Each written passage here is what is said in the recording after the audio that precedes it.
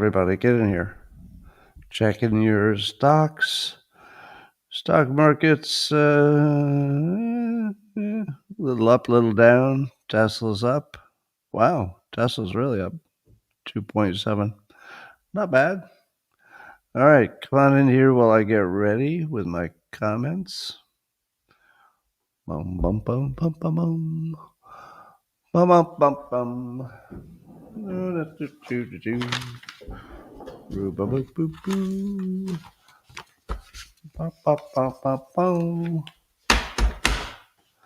Good morning, everybody, and welcome to the highlight of human civilization.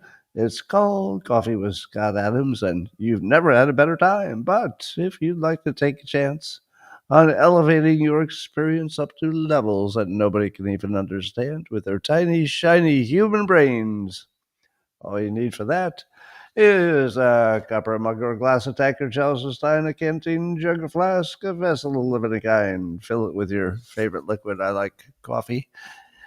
And join me now for the unparalleled pleasure, the dopamine of the day, the thing that makes everything better. It's called the simultaneous sip, and it happens now. Oh, delicious. Well, look at what I've got. I've got a little cat friend to join me. Well, can you believe it? There's a study that says eating chocolate might slow aging and help your heart. That would be the millionth time that we've seen this study. And my suggestion is that if you'd like to save a little money on these studies about chocolate, next time, just ask me. Yes, chocolate is good for you, but not that milk chocolate. There's not enough chocolate in there. You want the good flavonoids. All right, there's another study that says that people feel happier when they're doing ordinary, everyday things with other people. That's right. They did a study and showed that being lonely is not optimal. Can you believe it? I know. Science is surprising us every day. Yeah, being lonely, not good. Doesn't make you happy. So do things with other people if you have a choice. Can you believe, according to Society Post, Eric Dolan is writing that even light alcohol drinking raises your dementia risk. I wonder if there's anybody they could have asked to save all that time. Yes, they could have asked Scott because, yeah, I knew that alcohol is bad for you. And I was pretty sure that that included your brain because your brain is part of your body. Your body is your brain. Well, here's a surprising situation. The publication called The Atlantic, which is the most anti-Trump publication you could ever imagine, believe it or not, has an article that says that left-wing violence is on the rise and that it's there have been more terror attacks from left-wing ideologues than right in recent years. Now, you know how big a debate that was, right? So all the people on the left said, no, it's obvious that the people on the right are doing all the terrorism.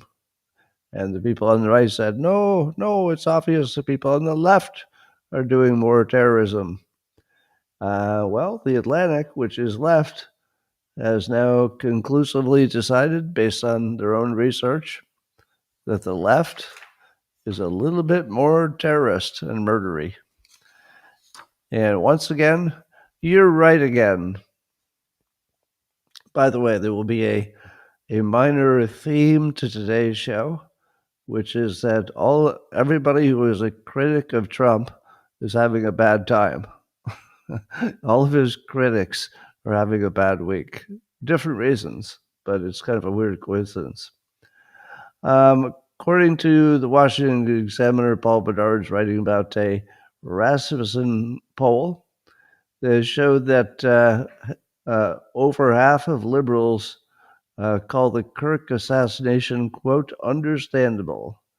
Understandable meaning that they believe that he spoke hate speech And people who speak hate speech, I guess half of the people said, well, you got to expect there's going to be some blowback for that. And so that's what the liberals think. Now, to me, this is a perfect example of the power of brainwashing, because you'd have to brainwash people to think that Charlie Kirk was speaking hate about anybody even once. Even once. Never happened even once about anybody. But it is widely believed. So how powerful is brainwashing? Well, it convinced half of the country that a good man is a bad man. And it convinced half of that half that it probably is understandable that somebody would get violent with him. All of that is complete brainwashing. There's not one bit of that that comes from people looking at real stuff and coming up with their own opinion. These are assigned opinions. So, do you have any more questions about how powerful brainwashing is? This is the cleanest example you ever see. Now, what makes it extra clean is that Charlie Kirk didn't always exist, meaning that he's a relatively newish phenomenon. Last 10 years, I guess, he rose. And so it's not like, well, Scott, people have always thought this about that for all through history. Nope.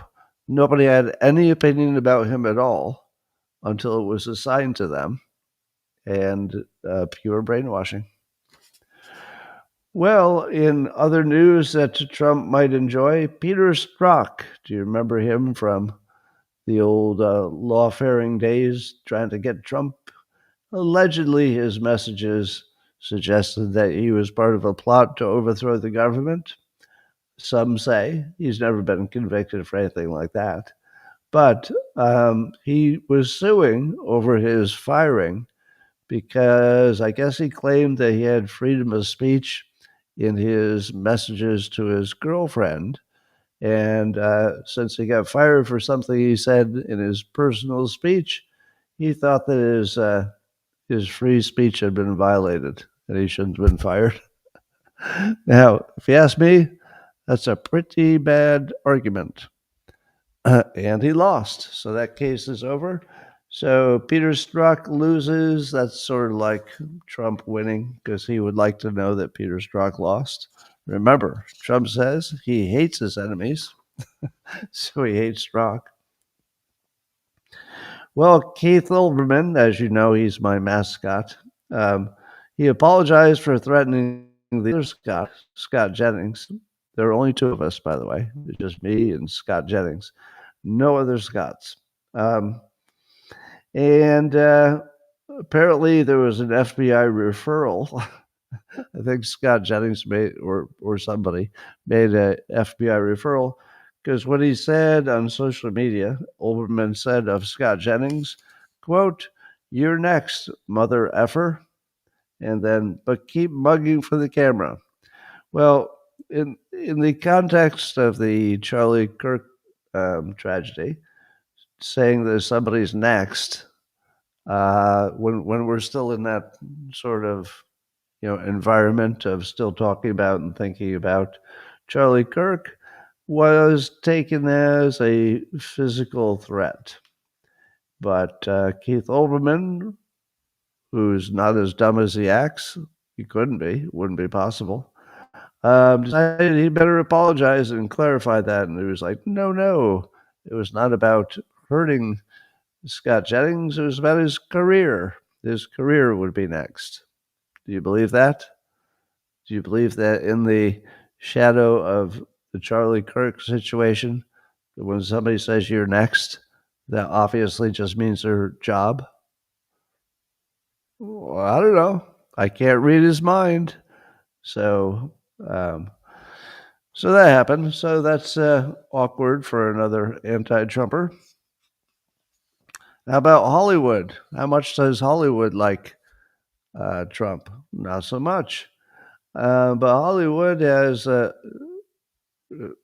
they're really in trouble now because the AI examples that we're seeing today, there were two different apps using AI that could substitute any celebrity's face and body for anything else. So you could make your own movie with yourself as the actor, or let's say yourself as the main actor, and then just replace it when you're done. And it'll look, it won't look like AI. It'll look exactly like, Brad Pitt was in your actual movie. So that's coming. I don't see how Hollywood as an industry can survive, because it looks like that'll all turn into, people who know how to use AI. So Hollywood's got a tough time. Trump might enjoy watching Hollywood go down. Well, Bridget Macron, who, as you know, is in a lawsuit with Candace Owens over the issue of whether or not she was born a man. Now, I will say again, I do not believe Bridget Macron was born a man. However, if you've heard the long argument from Candace, with all the evidence that she believes proves that she is, it's very persuasive. Now, I'm not persuaded, but not because it's not persuasive. I just it's just hard for me to believe it. So, so Bridget Macron has the easiest job in the world. She simply has to prove that she was born a woman. Could anything be easier than that? So she submitted some what she called photographic evidence, but we have no details on what was photographed and how that proved the case. But apparently, uh, that's been challenged in court. So whatever that photographic evidence was, uh, didn't convince everybody. And I'm wondering, how can you convince anybody with a photograph? It's 2025. I mean, I just got done telling you that you can make anybody look like Brad Pitt or Taylor Swift, and you can't tell the difference. So, in the age of AI, you don't think that a state actor, the government of France, they couldn't put together a fake photograph that you thought was real? I mean, I don't know how you'd ever believe a photograph. And what would the photograph be of? If they had a photograph of Bridget Macron, very young, looking female, that wouldn't tell you, would it? If they had a picture of her looking pregnant, would that convince you she was a woman? Or would you say to yourself, wait a minute, that's when they were trying to sell the idea that she was a female, so she probably just put some rags under her dress to pretend to be pregnant, or something like that. So, my point is, I don't know how photographic evidence could ever work. You would need the other team's doctor to stand in the room and examine her, wouldn't you? Seems to me. So I don't know. We'll see where that goes. Apparently, the interest in Turning Point USA after Charlie Kirk's death has skyrocketed now. The current number is there have been 120,000 requests for information on starting a chapter. 120,000 requests. Wow. That's a lot. Breitbart News is reporting on that. Elizabeth Weibel. Well, one of the attempted Trump assassins, that Ryan Routh, who was defending himself, he did not do a good job defending himself. He is found guilty, and it looks like I think he'll go away for life. As soon as the verdict was read, he grabbed a pen and tried to murder himself by stabbing himself in the neck with a pen, but they stopped him before he could succeed. I have one thing to say about Ryan Routh. He is not good at killing anything. Not good at killing anything. He tried to kill people in Ukraine. I don't think he got that together. Tried to kill Trump, didn't work. Tried to kill himself, didn't work. I think he should just take a hit. Yeah, Ryan, You're not good at killing anything. Stop it. Stop it. Well, Department of Homeland Security is all happy they've reached the 2 million illegals leaving the country since January. 2 million. Now, the vast majority of them were self-deporting because they didn't want to, get deported the hard way. But wow, 2 million in 6 months. I find that an impressive number, and I'm most impressed that they figured out a way to do it without having to, ship every one of them. That the ones leaving voluntarily turn out to be the big number. So that's pretty impressive. Well, as you might imagine, now that the Trump administration has said that Tylenol might be a bad idea if you're pregnant, but talk to your doctor because there might be some cases where it's necessary or worth the risk. But this caused people on TikTok, people on the left, to pointedly take Tylenol while they're pregnant to show you how wrong Trump is about everything. So, but here's the funny thing about this: if it's true, and I don't know that it is, but if it's true that taking Tylenol while you're pregnant can cause your child to be autistic, I'm wondering how many of the autistic kids end up being Trump supporters, or at least conservative.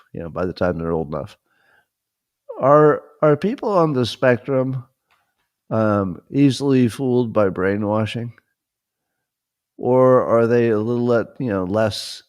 Are they more analytical in some cases? I'm just wondering if they're taking Tylenol and turning their children into conservatives.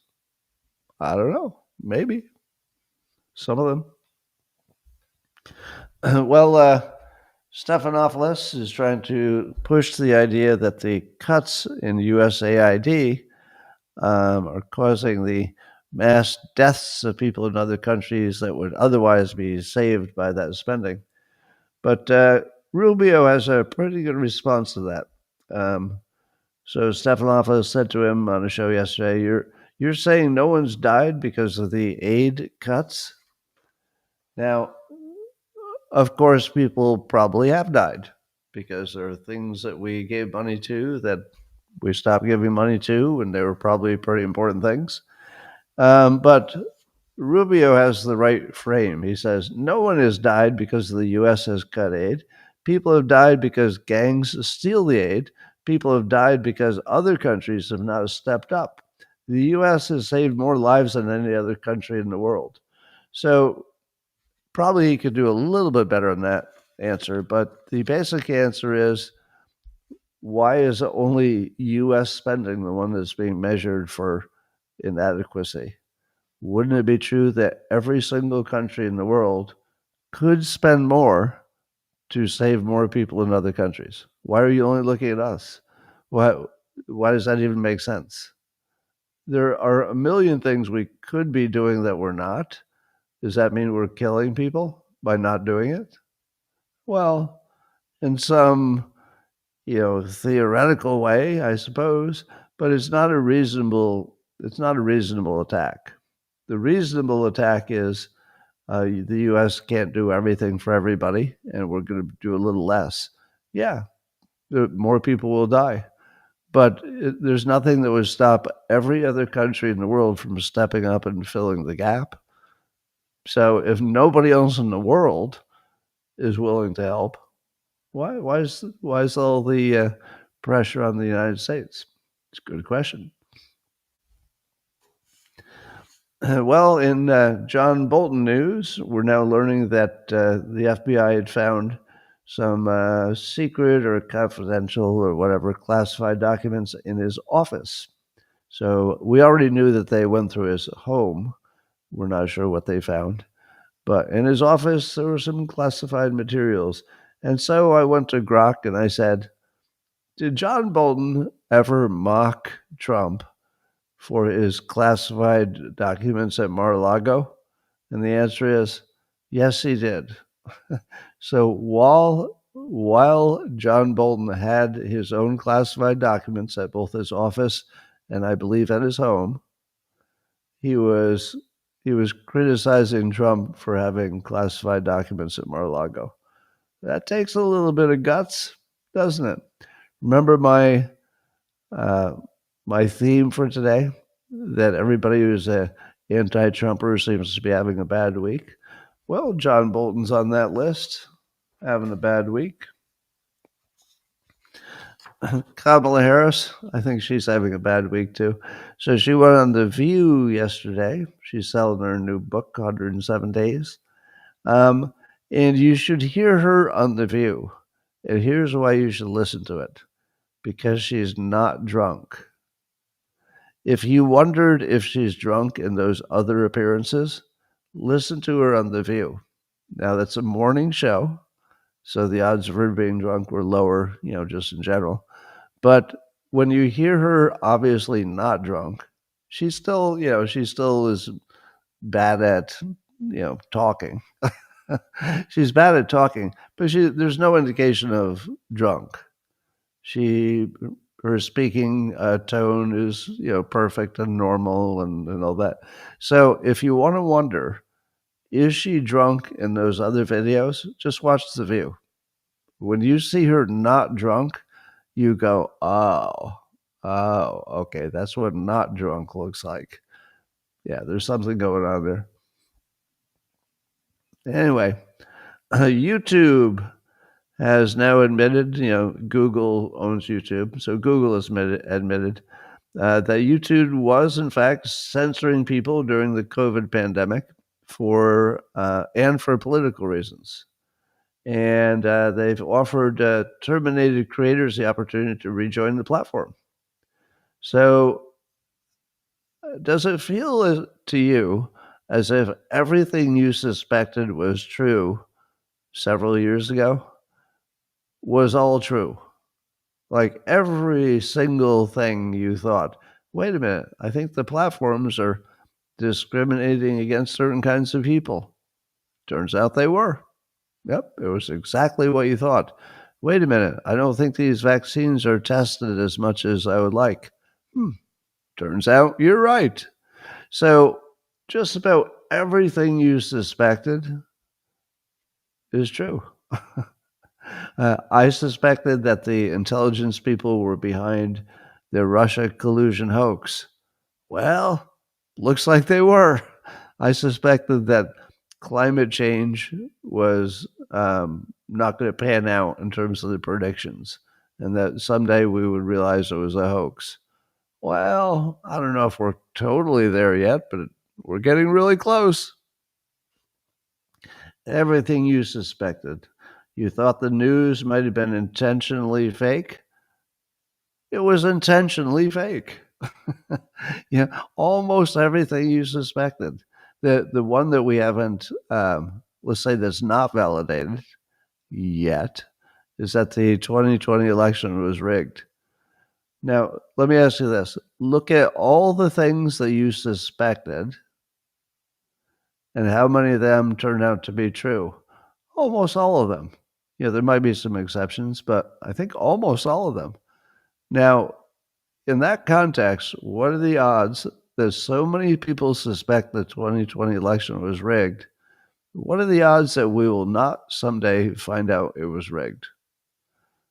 I feel like everything is pointing in that direction. Now, to be clear, I do not personally have any evidence of any rigging in 2020. I don't. But I'll tell you, the people who've been right about everything, right, they think it was rigged. So are you going to ignore the people who are right about everything? I don't know, at your peril. Let's see. So Democrats won some special election in Arizona, which allegedly will give the Democrats enough votes. I assume that means they get some Republican votes, of course, because Republicans still have the majority. But with this one extra vote, they will have enough votes to force the the release, or at least have a vote. They can only force a vote. They can't force the outcome, but they can force a vote on releasing all the Epstein files, which means everybody's going to have to be on record as saying that they will or will not be in favor of releasing them. And I think if you put everybody on record, doesn't that make it a little more likely that people won't resist because it looks too sketchy if they do? So maybe we're inching closer to seeing some of that Epstein stuff. I don't know.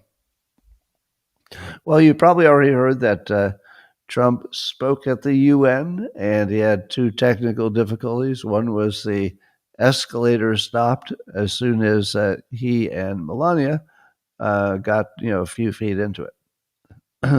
And the UN has now investigated, and they say it was just a mistake. It was just an accident. And there's some videographer may have triggered some kind of safety thing that made it stop. Does that sound real to you?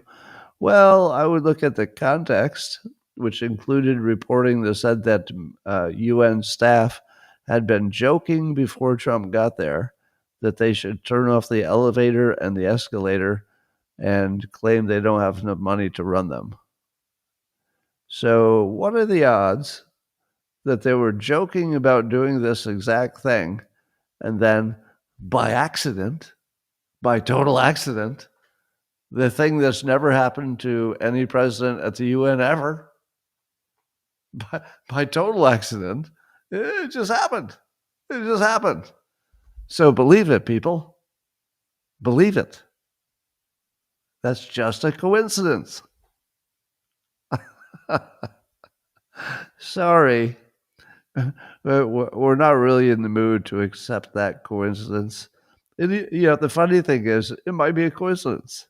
It's not like it's impossible. I mean, so how sometimes if you think too much about a thing happening, it happens.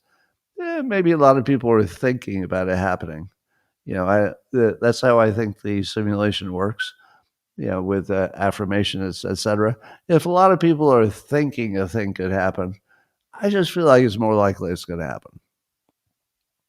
However, that would be a lot of a coincidence to accept, a really, really big one. So I don't think we're in the mood to accept that. And then the teleprompter doesn't work when Trump goes to give his speech. So another coincidence, probably just a coincidence. I guess that the UN got their funding cut. Well, I guess the guy who does all the technical stuff must be on vacation. Yeah, or he got fired or something.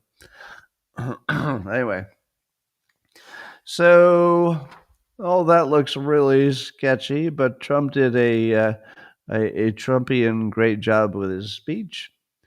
He said that, let's see, what are some of the things he said? He criticized globalism. He said climate change was a big old hoax. He said open borders were a giant mistake and the other countries were committing national suicide. And he says that the entire globalist concept, this is what Trump said, the entire globalist concept of asking successful industrialized nations to inflict pain on themselves and radically disrupt their entire societies must be rejected completely and totally. Yeah. Yeah. How about you stop telling countries like us to do all the worst things that we could do? Yeah. How about that? And then he really put the hammer down. Trump did. He said, any system that results in the mass trafficking of children is inherently evil. Yet that is exactly what the globalist migration agenda has done. Okay, well, yeah, I mean, I don't think they intentionally did that, but maybe some of them did. You never know. And then he accused China, India, and some NATO countries of funding Russia's war by buying all their oil when they don't have to. And he said that the U.S. is having a golden age and that everything's going great over here. All right. Okay. Um, I was trying to imagine what would it be like if you were one of the leaders who had been, or maybe still are, really pro climate change is real. We got to do something. What would it feel like to have the most important leader in the world who's been right about a lot? We're not talking about an ordinary president. We're talking about the president who is famous for being right when things don't look like he might be. He's famous for that. This is probably his greatest challenge, to get people to believe that climate change was sort of exaggerated and overdone. And but imagine sitting there in the UN, and the most important leader of in my opinion, the most important country, is saying that the biggest thing they've been working on for years is a complete hoax and a waste of time. What would that feel like? In theory, it should trigger cognitive dissonance massively. Because remember, cognitive dissonance gets triggered when you believe you're a certain kind of person, smart, educated, well informed about science, and then none of the predictions that you were buying into seem to be coming true. And then Trump, who's been right about a lot, comes in and says the whole thing was a hoax. It was all BS. Now, is it possible for any of the other brains in that room to say, well, you know what? He does make a good case. There were many predictions. They seem to be off. It does sort of look like maybe people were just chasing money and it was a big old grift. Yes, I changed my mind. So after years of saying it was the most important thing in the world, I'm going to change my mind to I was a fucking idiot and I got bamboozled into wasting my country's resources. It's not possible that those particular people do not have the option of changing their mind. It would be too much of a cognitive load. It just can't be done. It can't be done. So the only way that things will change is if there's an entire new wave of younger, probably conservative leaders who didn't believe it from the start.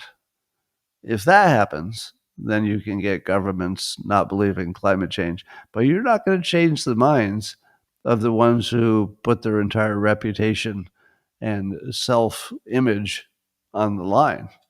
You can't change that. That's how cognitive dissonance happens when you have that contrast between what you did and what makes sense. Well, Jimmy Kimmel was back on the air last night. I'm sure his ratings were big because people wanted to see what he had to say. He got standing ovations and he was tearful, and he didn't apologize exactly, but he sort of had a few words around what he did. He said, quote, I understand that to some that felt that what he said felt either ill-timed or unclear or maybe both. And for those who think I did point a finger, I get why you're upset. So it's not an apology. He just says he understands why you're upset. And they said some more, and then he said, I don't think the murderer who shot Charlie Kirk represents anyone. So he's not going to say that's a MAGA person. And this is a sick person who believes violence is a solution, and it isn't. And then he went for the kill shot. Now, I would hate to say that I may have suggested this. I didn't suggest it to anybody on his team, but I said in public my own opinion was that Charlie Kirk would have wanted him to go back on the air, because Charlie Kirk was very pro free speech. And it seemed to me he would have said, well, okay, your joke didn't land, if it was a joke, but I don't think you should be off the air. That's my opinion of what I think Charlie Kirk would have been all about if he could be here to give his opinion. And Kimmel did a version of that, but even a stronger version by referencing the Erica, the wife of Charlie Kirk, who forgave the murderer. She actually forgave him in public. Now, that was a very impactful thing. It would be hard not to feel that the impact of that. That was so strong. And so Kimmel says she forgave him, talking about the shooter. She forgave him. That is an example we should follow. If you believe in the teachings of Jesus, as I do, he said, there it was. That's it. A selfless act of grace. Okay. All right. He nailed it.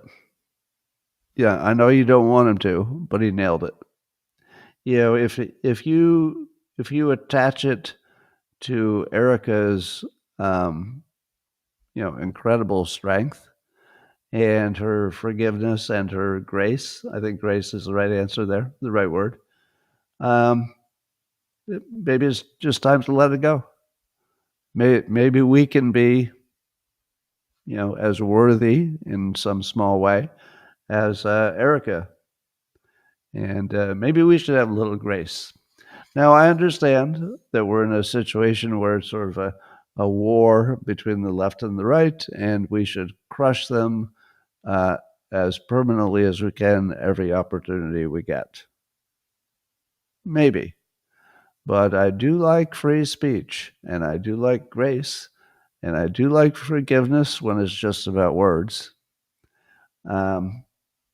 So I hate to say it, but this was best case scenario. Best case scenario. I don't want to see all the staff losing their jobs. I do want him to recognize that, there was a problem there and acknowledge it. And I do want to live in a world where we can forgive things that people say, if there's really a question of what they meant and what their intention was. We should be able to forgive that. But it looks like that won't get him out of the trouble, because two affiliate groups, the Sinclair Group and Nexstar, who collectively have dozens and dozens of local stations, have said that they will not carry his return. Now, I suspect they might change their mind. Maybe a little time has to go by. I don't know. But I do wonder if they'll keep him on the air without those locals. They got a lot to talk about. So this is not done by any means. And it could be that ABC and Disney have decided that it's easiest to keep him on until his contract runs out anyway. And then they can say, well, it's not about what you said. Now it's definitely about the fact that the affiliates are not running you. We don't have a way to make money now. Then they can do whatever they want. Well, Chuck Schumer, who at one point didn't want to meet with President Trump about the budget they're trying to get settled, he's now saying he will meet with him anywhere he wants, on the golf course, you name it. So he says, we're ready to work with the president. We're willing to sit down with him. We'll even go to the golf course, wherever he wants to go. So there might be some indication that the Democrats will be blamed if there's a government shutdown. Now, I don't know how that works. What is the logic of who gets blamed? Is there any way to predict that? Is it the party in charge? Do they always get blamed if they have the power? Or is there some reason that the Democrats would get blamed this time? I don't know. But the argument is they want massively more spending for health care. But specifically, I think that would include paying for trans surgeries for kids and health care for illegal aliens.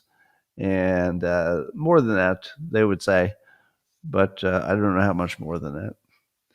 So, like I said, there's no chance that they're going to agree on a budget. They will kick the can down the road and show that they cannot do the basic work of the people. The most basic thing your government should do is allocate money. They will not do that. They should all be fired, right? If they can't allocate money, can't even take a shot at it. I'm not even saying doing it right. If they can't even do it, if you can't do it, the main thing that you're supposed to do, you should all be fired. Every one of them should be let go. There should be some kind of law that says if you don't pass a budget, you don't get paid. At the very least, it should be if you don't pass a budget, you don't get paid. Because why do we pay them? To pass a budget. So is that fair? You don't get paid if you don't pass a budget? What if Trump did an executive order that says you don't get paid if you don't pass the budget? Would it stick? I mean, I don't see how it would, because then he'd be interfering in the other branch of government. But something's got to change. I mean, we literally can't survive having a Congress that can't make a budget. That's not survivable. We'll just run the debt up to, I mean, maybe it's already not survivable. But we have to stop acting like this is normal, or that, all right, well, okay, we tried, kick the can down the street a little bit. We'll get it next time. It's not normal. Whatever we have to do to stop this, it has to be done right away, whatever it takes. Speaking of hoaxes, Newsom was on Colbert's show. That's still on there for a little while. And he said that he believes Trump is trying to rig the midterms. And he said, quote, I really mean, and I fear that he will not have an election in 2028. I really mean that in the core of my soul, unless we wake up to the code red of what's happening in the country. So this is the most surprising thing that I've heard in a long time. He says, I mean this in the core of my soul. My God. Does Gavin Newsom have a soul? Am I just learning that he has a soul? Because he's not doing anything that looks like you'd do if you had one, like starting a gigantic scare of my people, get them all worked up, cause them to violence. If you actually said the guy in charge is going to cancel elections, that's permission to violence. Would you disagree? If a politician was telling you, I mean it in the core of my soul, he's going to cancel elections, that is an invitation to violence, isn't it? Do you see it differently? I mean, I don't think that the Democrats even understand what causes violence. It's this. It's exactly this. Because it wouldn't be violence if you just thought you'd lose an election. But if you think that there will never be one because the other team is turning dictator, that's permission for violence. Now, I'm not giving you permission, but it sounds like he is. That's so bad. Well, this hoax needs a name. The hoax that elections will be canceled so that so Trump can stay in office. It's obviously a hoax, but given that there are two parts to it, there's a 2026 hoax and then there's a 2028 hoax that's the same, that there won't be an election. So it's a little murky that way, but it needs a name. I don't have one. Also, Gavin Newsom has decided that California will make their own recommended vaccine schedule for kids. Now, really, to me, that just seems unbelievable. So he wants to make sure that they have that they do a recommendation that's based on real science. Not that stuff that RFK Jr. is using. What do they think RFK Jr. is looking at? Do they think he's looking at horoscopes? I don't know. So we'll see what that comes up with. Mike Pence was talking on X about there's a recording of some kind of Zoom call between executives of a group called Indivisible, which is described as George Soros's main umbrella domestic street protest group. And they were talking about what color to name their color revolution, which they're planning. So a color revolution, which is how a government is overthrown, that's what it is, a color revolution. That's when the intel people and another country get involved in organizing a country to overthrow its government. So right out loud, this group is talking about a color revolution. And they're leaning toward purple as their color because it's neither red nor blue, they would say. And they're one of these groups as part of that George Soros funding and the NGO networks and stuff like that. But my question is this: does a color revolution work when you have all the names and all the receipts? Can you have a color revolution if the country you're trying to take over is completely aware that it's a color revolution? That should be enough to stop it, right? If everybody said, "Oh, that's fake. That's George Soros's people." Yeah, let them do their thing on the street. They're paid to do it, but nobody's really serious about it. I don't know. You would think that making it public and letting everybody know what's happening, you think that'd be enough to take all the energy out of it. But it looks like they're just going to clomp ahead, and maybe it doesn't make any difference. All right, so there's a alleged shooter at a Texas ICE facility that I heard separately had already been taken down. So I think he's already dead. I don't know the details of that, just happened. Well, according to the Gateway Pundit, Argentina loosened up their supply of housing by reducing some ridiculous government regulations on housing. And it resulted in 88% growth in supply. And then the prices of housing went down by as much as 29%. So supply and demand works every time. Would you agree? How many of you would agree with that statement? That over time, supply and demand, it works every time. So all he did was change some regulations that increased the supply of housing. Prices went down 29%, exactly the way that's supposed to work. So we all agree, right? Supply and demand works every time. All right, I'm setting you up. You know I am. Next story. Brian Johnson, who you might know as the gentleman who's trying to live forever, figuring out how to maximize human life. But he mentions in a post today that alcohol is the highest margin product that restaurants sell. According to his numbers, he said food has a 28 to 35% margin, beer 75 to 80, wine 65 to 75, and cocktails and spirits have an 80 to 90% margin.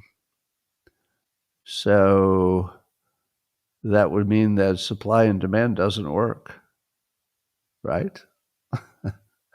All right. I used to own a couple of restaurants, and it was a competitive restaurant environment, meaning that if you wanted something like California cuisine, and you wanted to sit where there was table service, there were quite a few choices in a 5-mile radius. You had all kinds of choices. Do you think that the people who went to my bar were unaware of what our prices were compared to the alternatives? The answer is people who go to bars and sit in a bar, if they're doing it more than once, they absolutely know the cost of drinks at different bars. How do I know? Because they talked about it continuously. They would talk about it all the time. Well, Scott, it seems that your drink is $8, but if I go across the street, it's $7.55, and I don't know why I'd pay $8 for a drink I could get across the street for $7.55. I'm just making that up, but yeah, they were hyper aware of the cost of drinks and beer and wine and stuff. So, what do you think in that competitive environment? What do you think was the margin differences between food and alcohol? No real difference. The margin for food, the margin for alcohols in my restaurants were about the same, because do you know why? Supply and demand is real. Supply and demand. The only way you could charge like a 90% markup on well drinks like cocktails and spirits is if the people had no idea what your competition was charging for the same thing, because somebody would lower the price. You have all that room. You have all that room to lower your price. Somebody would have done it for competitive reasons. So, one of the most basic things you've believed all your life is that you could charge a big margin on alcohol, and that's how you make the real money in a restaurant. The only way that could work is if supply and demand doesn't work in this one place, but only this one place in all the world. In all the world, it's the only place that supply and demand doesn't work. I don't know. I'm not sure what's going on, but um, I do not believe the supply and demand stopped working in one place. And it didn't look like it to me. All right, there's new news on Ukraine. So Trump says the Russian economy is in big trouble. He said a lot about Ukraine yesterday. He thinks the Russian economy is in big trouble and that there are gas lines. We don't know how big the gas lines are. And he says that Ukraine, with our help, is in a position to win the war outright. So suddenly, the tone from Trump has changed from, we're going to hang in there as long as possible and try to make a peace deal. Apparently, that just makes you look weak and makes Putin say, oh, well, if the only thing you can do is hang in there and we can chew away at you, we'll just keep chewing away because it doesn't look like you have any offense. Well, Trump is now saying that that Ukraine is nearing a position. Now, remember, this is Trump hyperbole, so you have to put it in context. Nearing a point where they could take back the territory that Russia has already gained. Nobody says that's possible. Trump says it now. What does Trump know that you and I don't know? Where he would change from the most reasonable position, which is, well, the front line isn't really going to move. He's going all the way to, it looks like they might be able to take back all that territory. But wait, because it's Trump, he went further than that and maybe take some of Russia's land. He went all the way to, and they might get a little extra. They might take more than they lost while they're at it. I mean, so of course that's the most provocative thing you can say. But he said, Russia is fighting 3.5 years in a war that would have taken a, quote, real military power less than a week to win. Ouch. Is that helping? Does it help to mock Russia's military prowess? I don't know if that helps.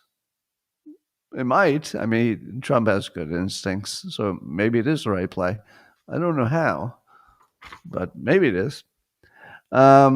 Zelensky is saying something positive. He said that Trump possesses very important information regarding the situation at the front.